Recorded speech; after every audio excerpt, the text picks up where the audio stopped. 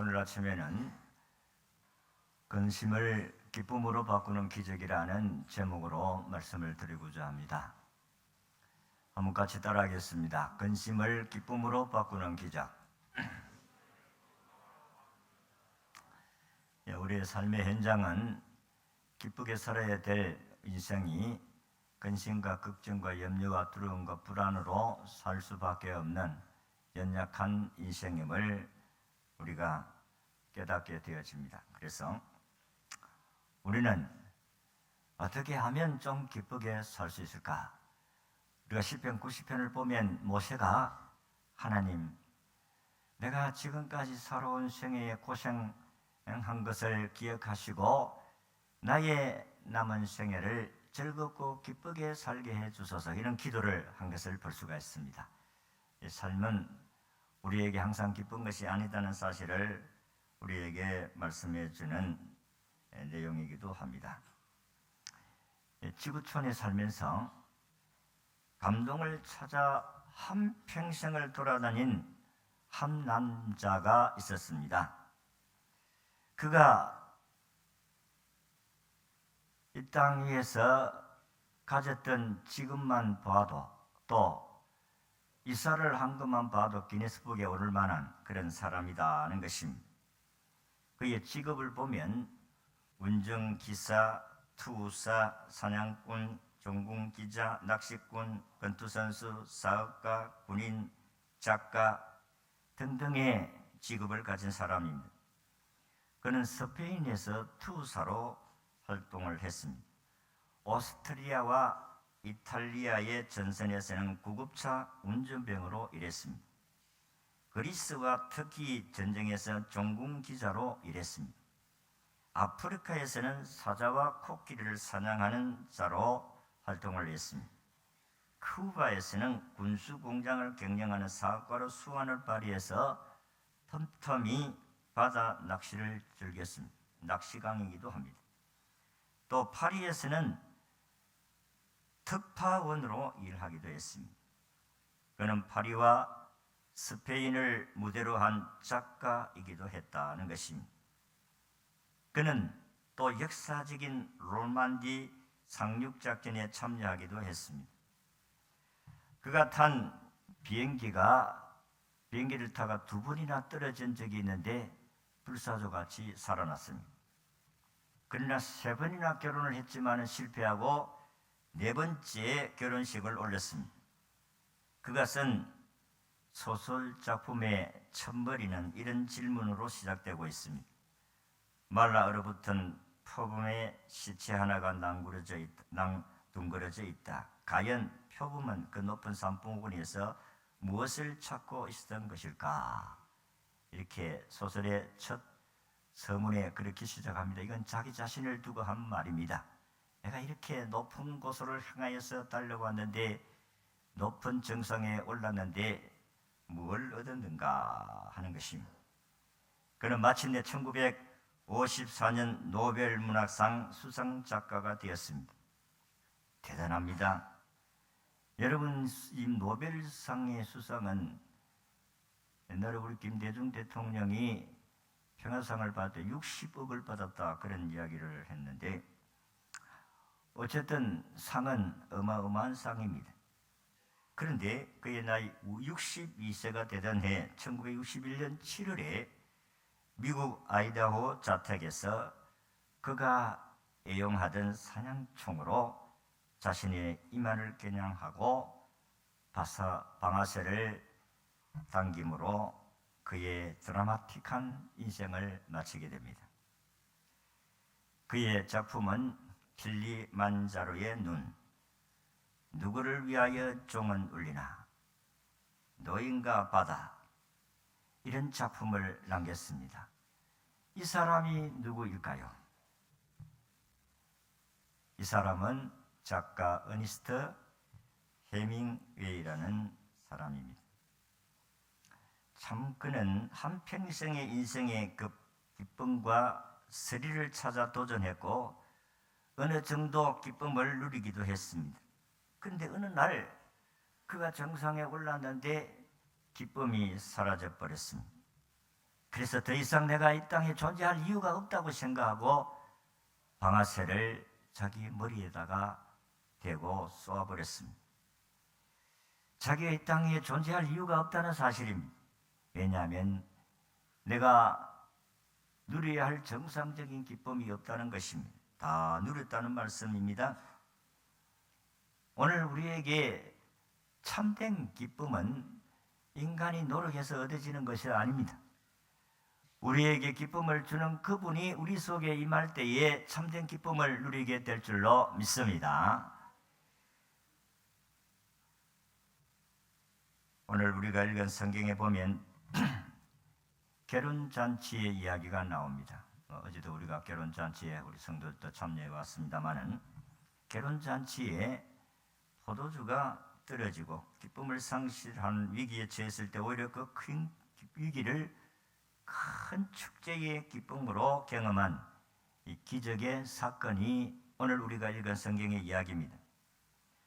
우리는 흔히 오늘의 본문을 예수님의 지상생애의 첫 번째 기적이라고 부릅니다. 이 기적은 갈릴리 가나라는 작은 마을에서 일어난 기적입니다. 그 당시에 갈릴리 가나는 오늘날 우리나라 같으면 달동네 같은 그런 가난한 사람들이 사는 곳입니다. 그러나 이 기적은 오늘을 사는 현대인들에게 동일하게 기다리고 있는 기적이기도 하다는 것입니다. 왜냐하면 저는 여러분들이나 살아가는 삶의 현장이 항상 기쁘고 즐거운 것이 아니기 때문에 그렇습니다.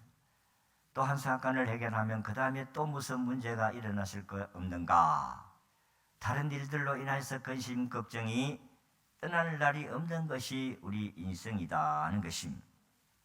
그런데 이런 근심 걱정을 희망으로 바꾸는 기적은 오늘 우리 인간에게로부터 오는 것이 아니고 오늘 성경을 보니까 이 기쁨을 주시는 주인, 우리 성경을 보면 천국을 기쁨이 가득한 잔치의 장소로 비유하고 있습니다.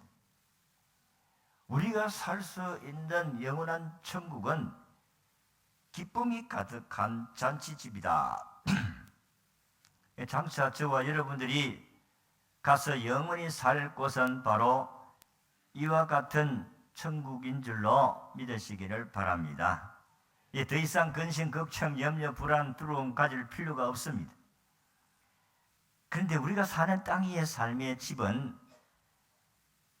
인생의 잔치집이 아니라 초상집 같은 그런 삶을 살아갑니다. 초상집 같이 살아가는 사람들도 많아요. 그러나 그래도 기쁨을 주는 분과 함께 사는 사람들에게는 참된 기쁨을 누리며 살아가게 될 줄로 믿습니다. 오늘 아침 우리 인생의 삶의 마당의 슬픔을 축제의 기쁨으로 바꾸려면 어떻게 해야 할 것인가 하는 사실을 여러분들에게 말씀을 드리고자 합니다. 첫째, 우리 인생의 삶의 자리에 예수님이 계셔야 된다. 다시 말해서 예수님을 여러분의 삶의 현장에 모시고 살 때에 여러분들이 다가오는 여러 가지 문제들을 해결해 갈 수가 있다는 것입니다. 예수님이 사시던 나사렛 부근에 가난한 동네가 있었는데 아까도 이야기한 같이 달동네 같은 가난한 동네입니다. 그런데 혼인잔치가 열렸어요. 그런데 그 잔치에는 예수님의 어머니도 초청이 되었고 예수님도 초청을 받았다고 했습니다.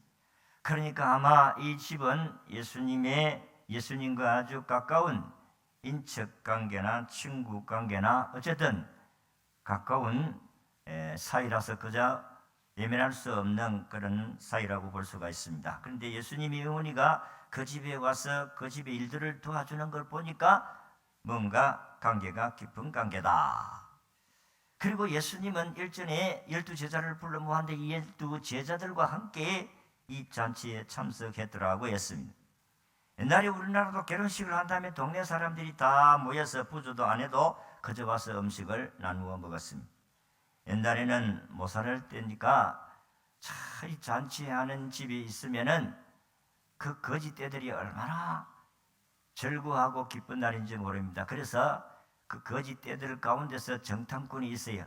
오늘은 누구 집에 잔치가 있는가, 장례식이 났는가 가서 알아보느라. 그래가지고 알아보고 거지들이 다 때를 지어서 그 집에 가서 얻어먹곤 했습니다.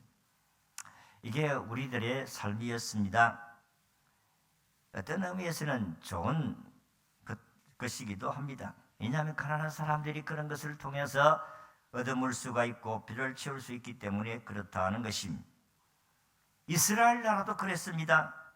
어느 집에서 결혼식을 한다 하면 아무나 가서 함께 식사하고 함께 즐기고 축하를 해주는 그런 풍습이 있었다는 것입니다. 그래서 예수님이 제자들을 다 데리고 간 것도 그런 예라고 볼 수가 있습니다. 그래서 참석을 하면 신랑 신부를 축하하고 축복을 빌고 또 가서 음식을 나누며 설구했다는 것입니다. 결혼식을 준비하는 주인도 그렇게 알고 미리 음식을 아주 많이 준비를 하게 됩니다. 근데 음식을 준비하는 가운데서 떨어지지 말아야 될, 모자라서는 안 될 음식이 하나 있는데 그게 포도주입니다.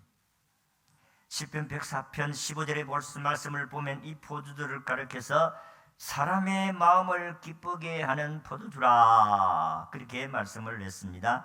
그래서 유대인들에게는 잔치에는 반드시 포도주가 필요했고 포도주는 넉넉하게 준비해야 했다는 것입니다. 이스라엘 백성들을 보면은 저들이 동네가 가나안 땅이 포도가 많이 나는 지역이다, 나라다, 그렇게 볼 수가 있어요. 왜냐하면 이스라엘 백성들이 가나안 땅에 들어가기 전에 모세가 12중탄꾼을 가나안 땅에 보내어가지고 그 땅의 지역과 배경과 환경들을 잘 살펴보고 성이 견고한가, 군인들이 얼마나 힘이 센가 알아보고 돌아오라고 하고 12명을 정탐을 보냈습니다. 그런데 12정탐꾼들이 그 지경에 가가지고 제일 먼저 눈에 들어오는 것이 포도나무였어요. 그 땅이 얼마나 비옥했든지 포도가 엄청나게 주렁주렁 열렸는데 포도 한 송이를 한 사람이 들 수가 없어요. 그래서 두 사람이 어깨에 메고 돌아왔다는 것을 보면 지역이 얼마나 비옥한 땅이었다는 것을 알 수가 있습니다. 그래서 이스라엘 백성들이 가나안에 들어오기 전에는 상상할 수 없는 일이었어요. 그러나 가나안 땅에 들어와서 포도를 많이 재배함으로 포도주를 많이 먹게 되었다는 것입니다. 그래서 이스라엘의 포도는 풍요의 상징이요 기쁨의 상징이기도 하는 것입니다. 그러나 당연히 혼인잔치를 벌이는 그런 집에는 다른 것은 모자라도 될 만큼 그렇지만은 포도주는 모자라서는 안 된다. 그래서 주인이 만약에 100명을 예상했으면 200명분의 포도주를 준비해야 되고 음식도 그렇게 준비했습니다. 그런 집에 오늘 우리가 읽은 말씀을 보니까 포도주가 떨어졌더라, 그렇게 말씀을 했어요. 포도주만큼 풍성해야 될 잔치집에 포도주가 떨어졌다는 것입니다. 그러나 중요한 것은 이 잔치집에 예수님이 초청되었다는 것입니다. 두 번째, 잔치집에 포도주가 모자랐습니다. 그 모자란 부분을 예수님이 계심으로 해결받을 수가 있게 되었다는 것입니다. 아까도 말씀드렸지만 그 집에 얼마나 많은 사람들이 모였던지 포도주가 떨어질 만큼 사람들이 많이 모였습니다. 여러분이 알다시피 그 당시에 포도즙이 떨어지면 잔치집이 깨집니다. 그리고 신랑 신부가 나중에 원망을 듣게 됩니다. 신랑 신부가 축복을 받아야 할 잔치에 원망을 듣게 되어지는데 얼마나 억울하고 얼마나 슬픈 일이겠느냐 하는 것입니다. 그런데 마침 그때에 예수님의 어머니가 이 집에 포도주가 떨어진 것을 알았습니다. 그래서 지체하지 아니하고 예수님께 가서 이야기합니다. 이 집에 포도주가 떨어졌으니까 어떻게 좀 해결할 수가 없겠느냐, 좀 해결하라고 했습니다. 그때 예수님은 정중하게 거절했습니다. 여자여, 나와 무슨 상관이 있습니까? 내 때가 아직 이르지 아니하였나이다, 이렇게 이야기합니다. 우리가 인간적으로 생각하면 우리의 정서로는 예수님이 자기 어머니 보고 여자여라고 하면 참 무례한 말이라고, 무례한 행위라고 볼 수가 있습니다. 그러나 그 나라의 문화는 존칭어였다는 것입니다. 예수님은 자기 육신의 어머니를 존중히 여기면서 정중하게 거절을 했습니다.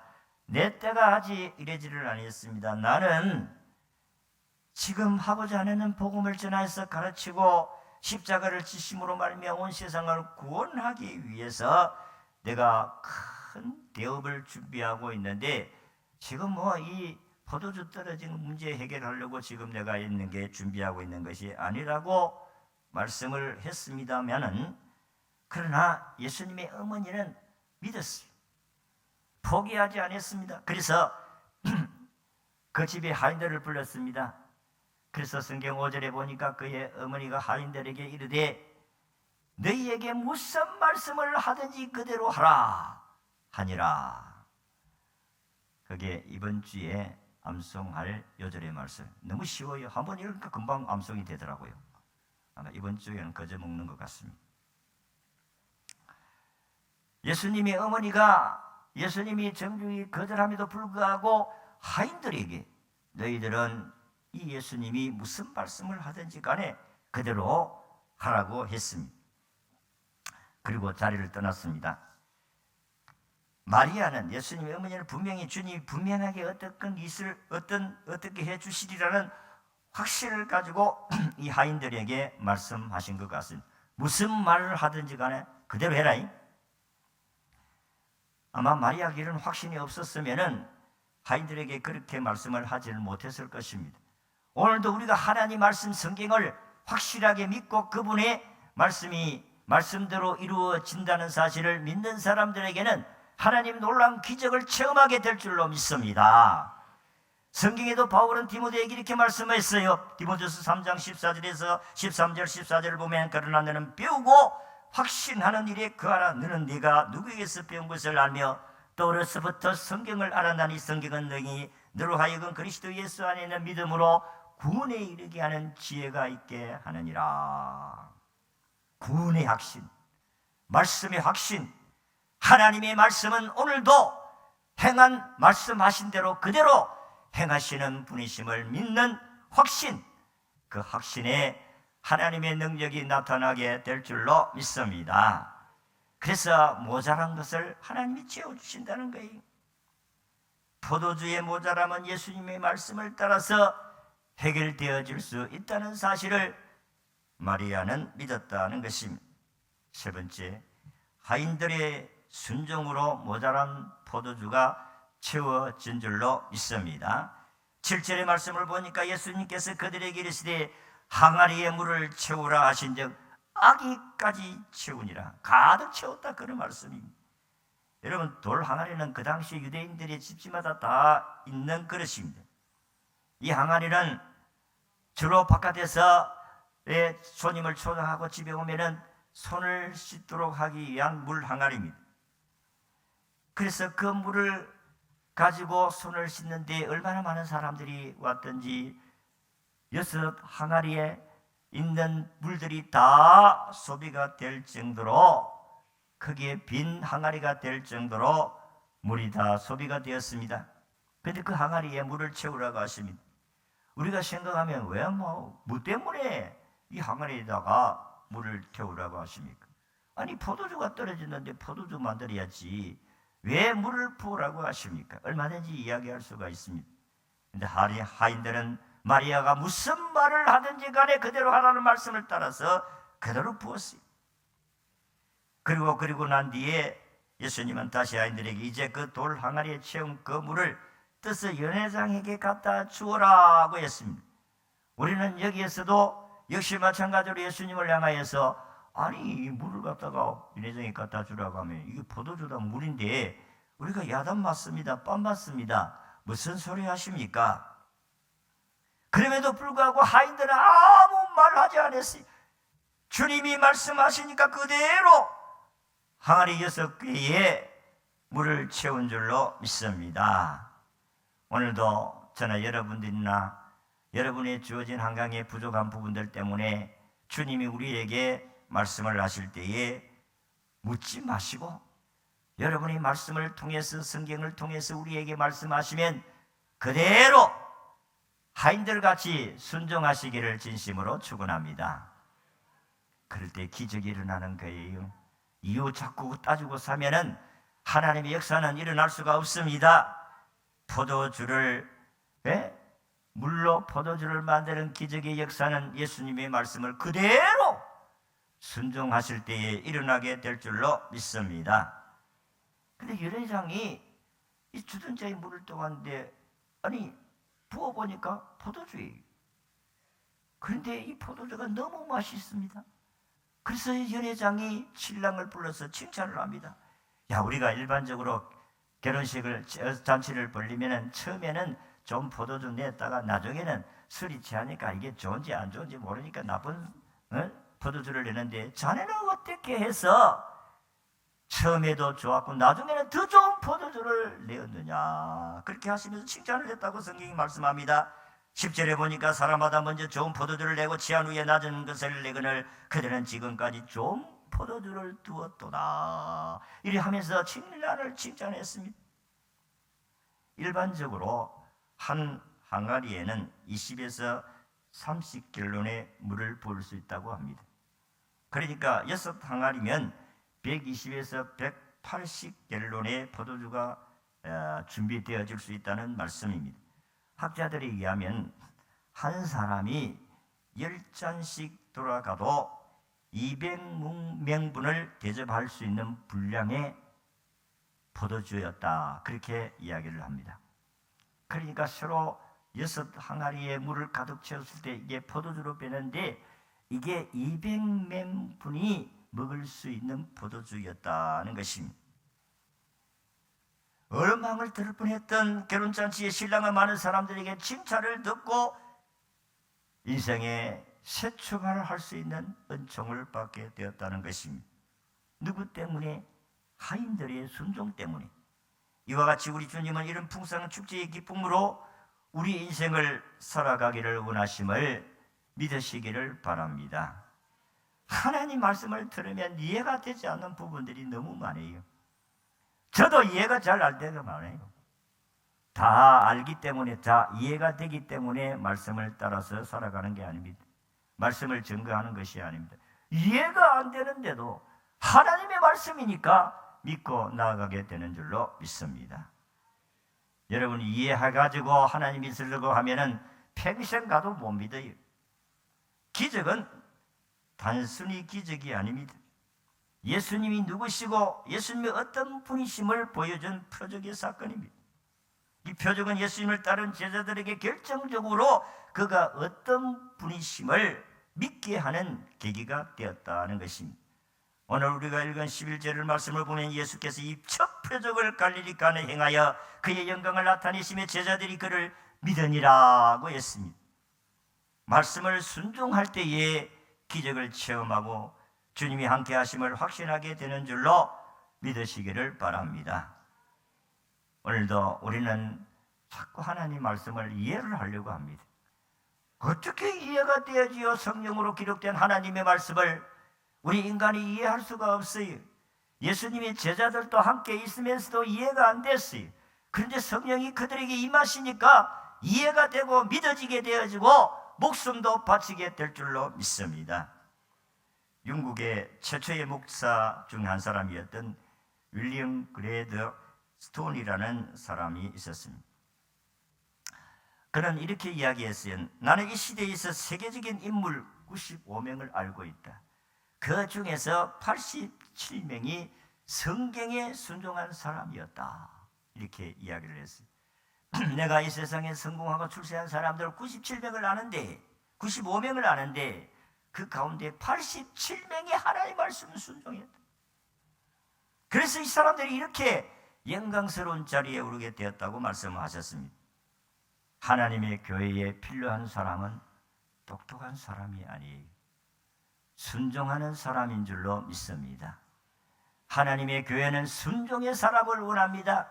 하나님의 말씀에 순종할 수 있는 사람, 순종하는 사람을 통해서 하나님의 교회를 거룩하게 만들어가는 줄로 믿으시기를 바랍니다.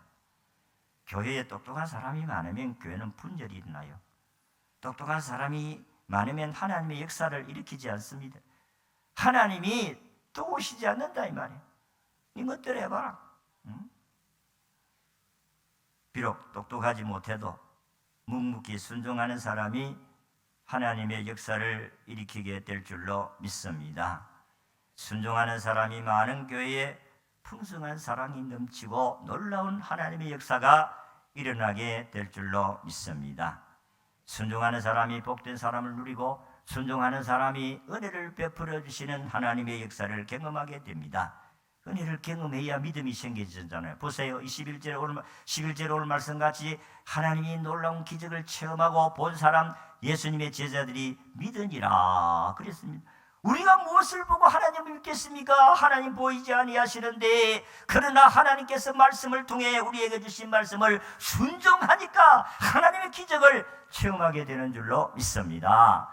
기적이 일어나는 곳에는 말씀의 순종이, 성경은 똑똑하다고 해서 하나님이 그를 사용하는 것이 아닙니다. 말씀을 순종하는 사람을 통해서 역사하십니다. 숙맥혀라는 사람은 이렇게 말을 한 적이 있어요. 훌륭한 신앙인이 하신 말씀을 기억하시기를 바랍니다. 하나님께 10% 순종하면 10% 행복하고 50% 순종하면 50% 순종하고 100% 순종하면 100% 행복하다고 말씀을 했습니다. 그렇습니다. 온전한 순종은 기적을 날 뿐만 아니라 그의 행복은 그의 순종에 비례해서 나타나게 되는 줄로 믿습니다. 성경에 아브라함은 믿음의 조상이라고 말씀합니다. 그가 75세 때 하나님을 부름을 받았습니다만 그러면 하나님을 잘 알지 못했던 때입니다. 그는 우상숭배하는 아버지를 모시고 그는 우상숭배했던 사람입니다. 하나님을 잘 몰라요. 그런데 어느 날 그를 불렀습니다. 하나님의 부름을 받을 때에 그는 하나님이 어떤 분인지 잘 몰랐어요. 히브리 11장 8절에 보니까 믿음으로 아브라함은 부르심을 받았을 때에 순종하여 장래의 유업으로 받을 땅에 나아갈새 갈 바를 알지 못하고 나아갔으며 라고 했습니다. 하나님께서 약속을 주고 하나님께서 지리도 이렇게 해 주어가지고 이리 가라고 말씀하신 것이 아니고 그냥 떠날 거예요. 그래서 하나님께서 말씀하신 대로 떠났더니 마침내 가나안 땅에 들어가더라. 성이 그렇게 말씀합니다. 이게 믿음입니다. 이게 아브라함의 믿음이에요. 오늘도 저나 여러분들이나 하나님께서 오늘 우리에게 성경을 통해서 우리에게 말씀합니다. 각자에게 들려주는 말씀이 달라요. 똑같이 말씀을 듣지만 오늘도 하나님 말씀을 그냥 받아들이고 듣는 사람이 있는가 반면에 그렇지 못한 사람도 있을 수가 있다 하는 것입니다. 우리의 삶의 현장에는 생각지 않는 어려운 일들이 생길 수가 있어요. 그래서 염려, 근심, 걱정, 불안, 두려움은 항상 우리에게 있는 것입니다. 그럴 때 우리는 당황할 수밖에 없어요. 여러분들도 지금 나라적으로, 교회적으로, 개인적으로, 가정적으로, 사업적으로 어려움을 당하면 당황할 수가 있습니다. 그러나 그 당황한 가운데서도 예수님이 계시면 걱정이 없을 줄로 믿습니다. 예수님이 있어야 되는 거예요. 여러분의 개인에도 있고 가정에도 있고 교회도 있고 이 나라도 주님이 계셔야 될 줄로 믿습니다. 주님이 없는 곳에는 참된 평안이 일어날 수가 없어요. 나라가 위기를 당하고 어려움을 당하고 혼란을 당한다고 해서 아이고 이점 끝장나는 게 아닌가? 아니올시다. 주님을 믿는 믿음의 사람들이 회개하고 바르게 살아가게 되어진다면 하나님께서 다시 일으켜 주실 줄로 믿습니다. 성경은 우리에게 말씀합니다. 오라 스로벨로라 너희 죄가 주홍 같을지라도 양털같이 진홍같이 붉을지라도 흰눈같이 희게 주리라고 약속하셨습니다. 오늘도 하나님은 진심으로 회개하는 사람들을 통해서 하나님이 긍휼을 베풀어 주실 줄로 믿습니다. 여러분 우리는 지금 휴전이 있기 때문에 우리나라는 지금 휴전입니다. 전쟁에서 잠깐 쉰다는 것이 전쟁이 끝난 게 아닙니다. 그러니까 어려움을 당하면 누가 도와주냐? 연합군이 와서 아이고 어렵다 하면 연합군이 오지만은 여러분들이 전쟁이 끝나고 휴전이 되고 여러분들이 다 이렇게 우리가 자립으로 살자 남북이 그렇게 하고 다 떠나버리면 그 다음에 우리가 어려움을 당하면 연합군이 도와주지 않습니다. 요청을 해도 도와줄 수가 없어요. 여러분 전쟁이 일어나면 안전보장, 여러분 세계 안전보장 이사야라는 것이 있어요. 그래서 어려움을 당하면 이 나라를 도와줘야 말 거예요. 안 도와줘야 될까? 그래서 결정을 해야 되는데 여러분 우리나라에 만약에 미군도 다 떠나고 우리가 남쪽은 남쪽대로 북쪽은 북쪽대로 우리가 그래서 평화를 유지하면서 서로 그렇게 하자 평화협정을 맺고 여러분 공산주의는 그렇지 않아요. 여러분이 만약에 전쟁이 일어났다, 다 없고 이제 우리 휴전도 다 끝나고 이제 전쟁이 다 끝났다, 그렇게 될 때에 안전보장에서 만약에 북쪽에서 전쟁을 일으키게 한다면 좀 도와주세요. 그러면 안전보장이 있어서 여러 그래 안전보장 이사국들이 모여가지고, 이사들이 모여가지고 도와줘야 되잖아. 아, 되겠나? 안 도와줘야 되겠나? 그러면 중국과 러시아가 도와줍시다, 그래 하겠어요? 천만의 말씀입니다. 그러면 끝나는 거예요. 우리가 북쪽보다도 무기가 더 신형 무기고 아니옵시다. 속아서는 안 됩니다. 북쪽은 핵을 가지고 있잖아요. 끝나는 거예요. 그럼 공산화 됩니다. 여러분, 월남을 여러분들이 가보시면 저 북쪽 월명이었던 북쪽은요, 땅굴을 이렇게 거미줄 같이 이렇게 해놓은 것을 아마 관광하면은 볼 수가 있어요. 근데 이 땅굴은요, 자기들만 다닐 수 있는 땅굴이기 때문에 다른 좀 키가 크고 덩치 사람은 그 땅굴 속에 못 들어가요.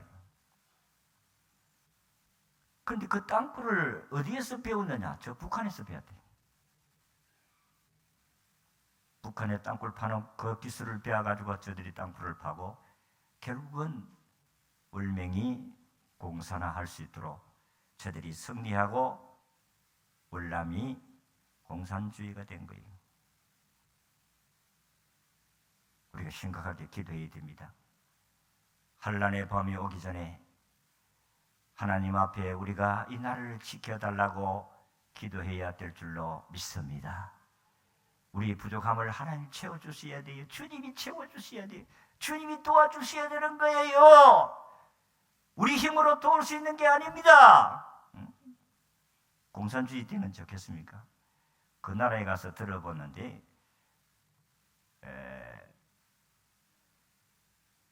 베트남이 월남이 공산화될 때에 그의 앞잡이 해가지고 이렇게 해준 사람이 제일 먼저 총살당하고 기독교인들 다 총살하고 4,000명이 총살당해.